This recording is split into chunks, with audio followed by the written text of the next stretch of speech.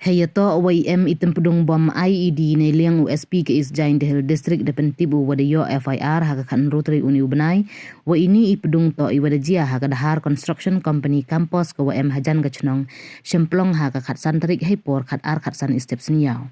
Hawa hier lai takit de chem wa MHI pen MKam yaki IED improvise explosive device wa itmu dakta wa yagawi katrok kit tang wa wa menso wa yaga case da register halom chenong police station kiwabun hito hapo ka BNS day langga section wali ka ain explosive substance act.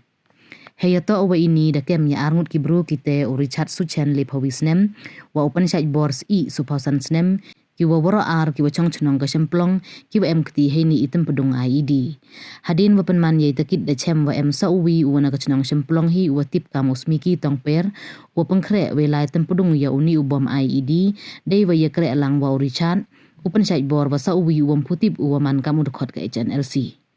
Usmiki to uwam pu yo ukem tang wada MK su hapo ke cleared woman PS day wacha pengat hapo ke kendon le nyaun ru le yong ke IPC day lang ke section wali ke ain pokso act. Hawalai kan reki pulit ye yung usmiki de chem ya le roll ki safety fuse wa artali ki safety fuse wa kien letali ki detonator nrotali ki detonator kam wa mantali de chem le ya ugon powder prapo artali ki tier wad a langkhot langkhai ka vi ka rifle wada chnahi artali ki handset walkie talkie wa santali ki fuse neliang ki pulit de kentu ki yaki pajba wala tip ki yaki wan ki wa mkt ha ini ikam percaan wa wan ki chakmat open tip we da muri ye pertut yongki